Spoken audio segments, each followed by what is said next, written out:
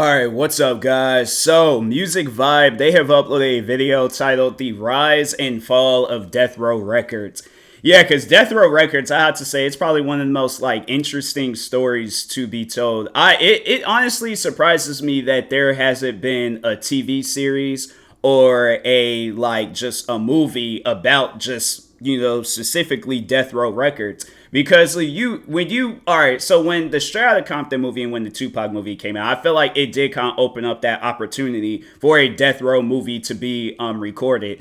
And I'm saying, gather up all the actors that you need to gather up. I'm like, you had the guys playing Tupac. I'm pretty sure they could gather up a lot of different artists or people to come together for this. But I honestly think it would definitely be one of the most interesting. It should be a TV series. It honestly should be a TV series to just show how when it all started all the way to when it hit. Because I'm pretty sure all those guys that were signed to Death Row, that had anything to do with Death Row, they can most likely tell you some stories and stuff. So yeah, let's overall see, because there might be some things that I don't overall know about Death Row Records, but I have heard a lot of different things about them. So make sure you guys go subscribe to Music Vibe for more videos like this. And then that being said, let's get into this video.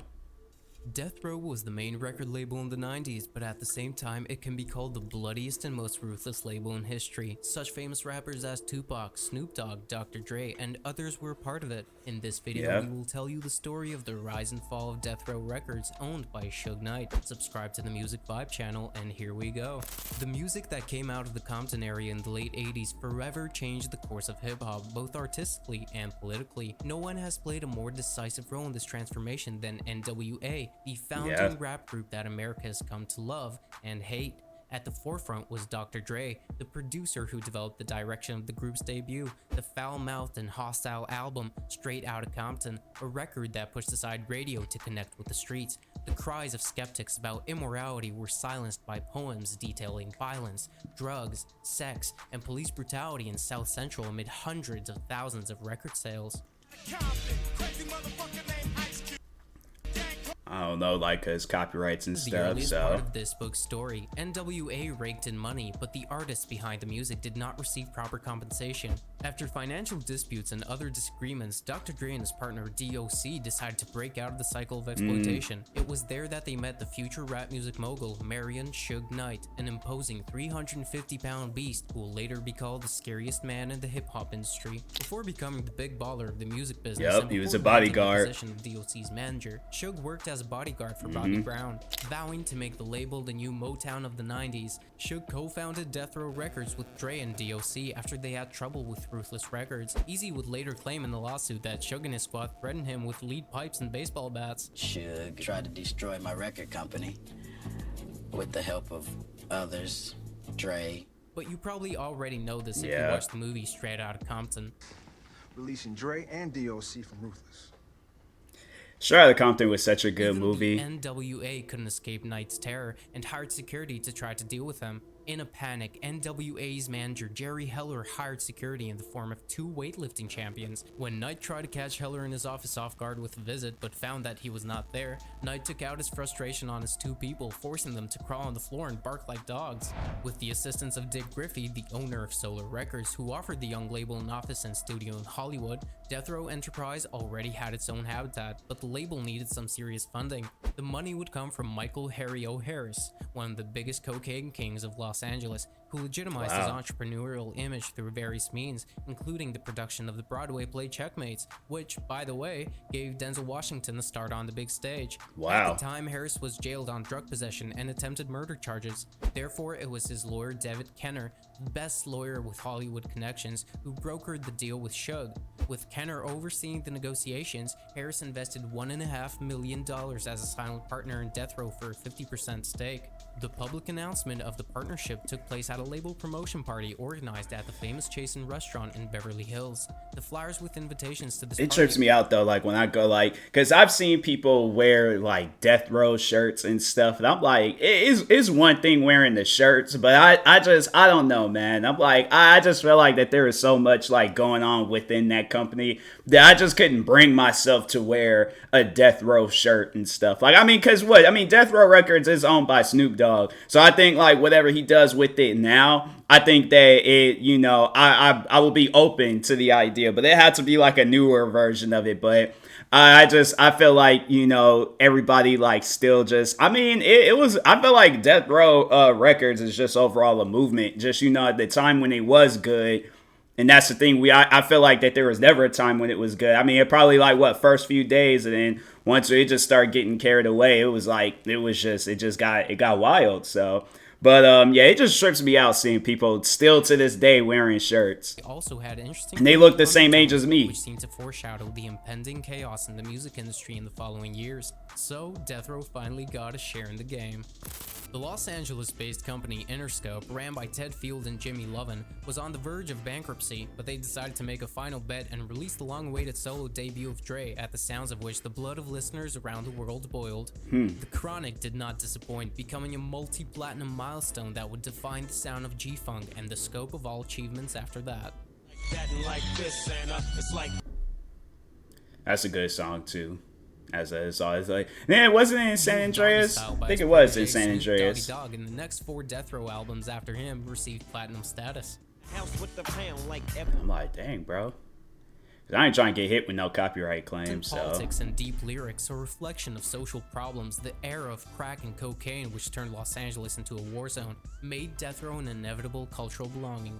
The label also took Nate Dogg, the Dog Pound, RBX, the Outlaws, Corrupt, and Lady of Rage under its wing, who made uncompromising. That was that woman from Next Friday. I'm like, yeah, I can recognize somebody when I need to, but. Without a doubt, the jewel of the label was Tupac, who was released on bail from New York prison thanks to Suge Knight, where he served time for sexual assault. Hey man, it's like I'm gonna just keep should just keep my arm like this the whole video. Signed a contract for several albums with Death Row, basically on a piece of toilet paper, and released All Eyes on Me, the first double album in rap and one of the fastest selling rap albums in history. Songs like California Love and Two of America's Most Wanted were a testament to the undeniable chemistry of the trio, Dre, Snoop, and Tupac, which produced one of the most memorable and groundbreaking milestones of 90s music under the watchful eye of Suge Knight. That's a good solid song too. I find myself like be outside exercising listening to California Love. And this too. These hit makers, Death Row became the owners of the largest collection of hip-hop superstars simultaneously on the same label. Suge Knight and the guys were rolling in money. Oh yeah. But few people know the behind the scenes of the label and how Suge Knight resolved his problems with people. A former representative of the label, whose name is Corrupt, told how Suge Knight treated his employees. He did not remember what exactly the victim did, but it was 20 years ago. Suge asked to find a bucket and for everyone present to relieve themselves in it. "Where's the bucket?" asked Knight. "You drink this or I'll kick your ass." According to Corrupt, the worker, fearing for his life and at the same time trying to protect what little remained from his pride, screamed. He begged for another option. Any option. It was a request for Knight, That's the crazy. most imposing, terrifying, and successful man in America. He replied indifferently, "What do you choose? It's your time to shine." The employee drank the urine. He was fired, and Corrupt never heard from him again. Or a moment from 1995 that will shock you. Having quarreled with cigar swallower Knight over business, the manager of House of Pain in Cypress Hill, Happy Walters, mysteriously disappeared while withdrawing money from an ATM, leaving behind only a wallet. He was spotted 3 days later staggering around the Long Beach area of Los Angeles, covered in burns that are believed to have been made by a cigar. His head was shaved. When Walters recovered, enough for the police to question him, he refused to tell who his kidnappers were, but no sooner had his hair grown out than he fired a number of artists from his own record label. Wow. Well, starting That's 95, crazy. problems began to appear. It all started at the Source Awards in 1995, where Death Row was very coldly greeted by a crowd from New York. All it took to unleash a full-scale war was a single comment by Suge referring to Puff Daddy, the CEO of Bad Boy. Any artist out there want to be an artist and want to stay a star Don't want to have to worry about the executive producer trying to be all in the video, all on the record, dancing. Come to Death Row.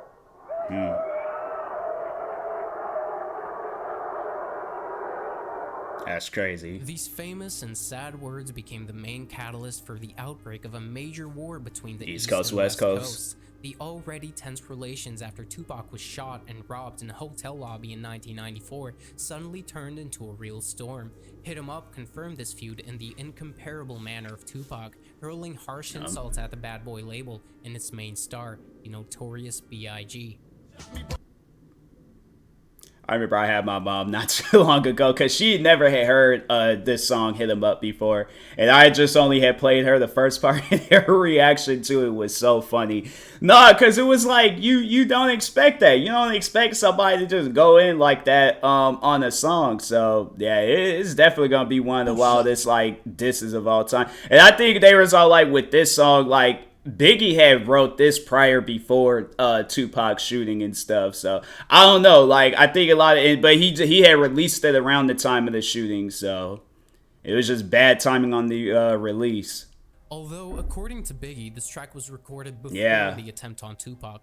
Well, the label started falling apart, both inside and out. Its studio became a hotbed for Suge's cronies, consisting of gang members and Los Angeles police officers later involved in the Rampart scandal. The head of the label, emboldened by such an environment, became even tougher in his behavior within the company. Snoop Dogg described the situation in the studio as follows: "Everyone was in his stranglehold. As Death Row's rebellious appeal grew, so did its bloody aura. Another telling moment is that Suge and Kenner betrayed their former business partners. Such an unhealthy environment did not contribute to the writing and release of new albums, and in March 1996, Dr. Dre leaves Death Row, later creating his own label, Aftermath. On September 7th, 1996, 6 months after Dre's departure, Tupac was shot dead on a Las Vegas road while sitting in the passenger seat of a BMW 750L. Driven by Suge Knight. In the hospital, he was put into an artificial coma, but on the afternoon of September 13th, he still died. Just 3 hours before the shooting, Suge got into a fight with Orlando Anderson, who later became the main suspect in the Tupac murder case. The fight was filmed on the MGM Grand Hotel surveillance camera, and this footage was used to accuse Suge of violating parole, for which he received 9 years in prison, later serving only half the sentence. What was the last thing that he said to you? They loved me. We was on a thing that was getting there. I like, Pac, we the last one left. When we talk, this is how we talking. I said, homie, I'm straight. I love you, homie. I'm gonna be straight. I love you too. Woo. That's what it was. Tupac loved Death Row. Tupac loved me. I loved him. The events of that evening created more problems for Death Row than the loss of its top-selling artist. I wonder though, like, because when they had came out with the that movie, the All Eyes on Me movie, and then there's that like part where he was thinking about leaving Death Row, then he got surprised with Death Row East, like. That's where it's like a part of me is like, did he really love that? I mean, we won't necessarily know unless you hear it from people that actually knew him and wouldn't lie on his name, or if you hear it from the man himself. But I mean, obviously you can't hear it from the man himself. So that's why it's like that question is like up in the air. If he did, then he did. But if he didn't, then it's like, well, fam, I mean, come on now. Who had been on probation for assault was arrested for his role in the fight at the MGM Grand. In February 1997, after a short but highly publicized trial, Knight's probation was revoked and he was sentenced to 9 years in prison in the California State Penitentiary. From the beginning of the company's creation, Death Row had been dominated and shaped by Knight. According to Lynn Hirschberg, writing in the New York Times, Knight was on top of everything at Death Row, from choosing artwork, promotional materials, singles, and the track for the B-side to hiring the video director. As California law forbids an inmate from running a business from prison, upon Knight's incarceration, Death Row was left without one of its most vital players. In 1997, Death Row's legal problems mounted. With Knight in prison and Death Row's longtime general manager Norris Anderson acting as CEO in his stead, federal authorities launched a RICO, Racketeer Influenced and Corrupt Organizations investigation into Death Row's history and business practices. Among the subpoenaed was Solar Records, the company which had helped in the initial funding of Death Row, and which several months earlier had filed suit against the label, claiming they had never received compensation for their involvement in the production of The Chronic. Also, during this time, the Shakur estate filed a $150 million suit against Death Row, demanding back payments and royalties and the return of Shakur's master recordings, of which Death Row claimed ownership. The case was later settled out of court, with Shakur's masters being returned to his estate. The first album Death Row released after Knight's imprisonment was by female rap singer Lady of Rage. The album, called Necessary Roughness, did not sell well and created some question as to the viability of Death Row operating successfully without Knight at the helm. With the death of Shakur and the departure of Dr. Dre, there was tremendous pressure on the label to produce marketable artists. Though a posthumous release from Shakur, as well as Snoop Doggy Dogg's The Dogfather, each premiered at #1 on Billboard's chart. Talking about LBC. I was like, I think, Snoop, he left not too long after all that Ross stuff was went less down. promising in 1997 than it had been the previous year. That's the label's trouble. Its last highly successful crossover singer, Snoop Doggy Dogg, left Death Row in January 1998, leaving the company with only a handful of bankable acts. What happened at Death Row after Tupac died?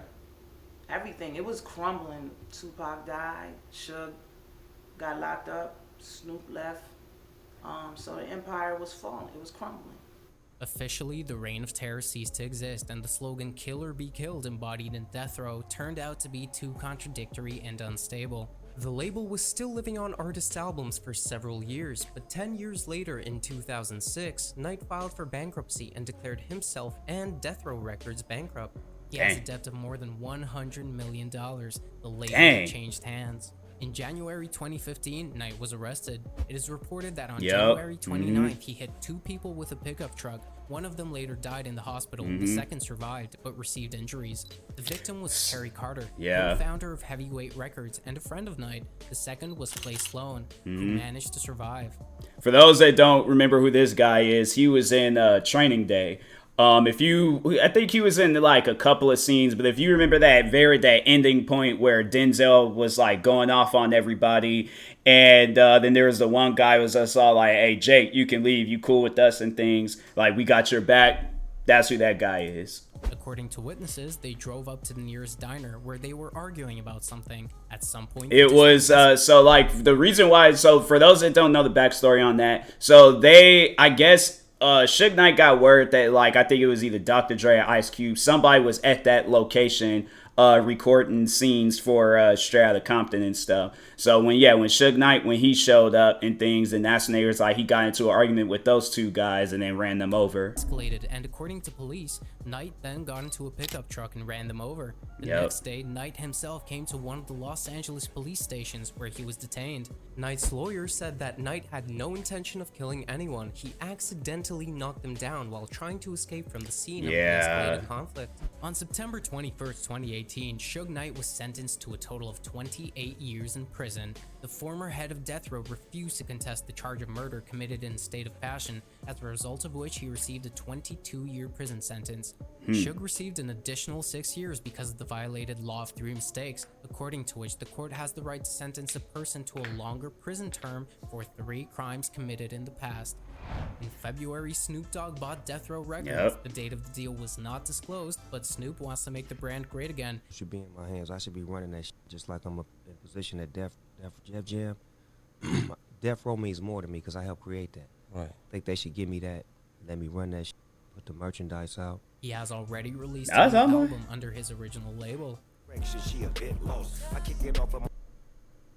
It's like, I would like to hear that song, but copyrights. That's the story of Death Row. On what topic should I make the next video? Thank you all for watching, and see you soon. That was like, I remember hearing about that whole story, and Suge Knight was sending dudes after Snoop Dogg after he had left. And the thing is, it's like, Suge Knight, he just overall, he just wanted control over everybody. And it's like, bro, you can't have control over adults and stuff. Like, you can't. It's one of those things you just can't do. But anyways, no, that was pretty interesting.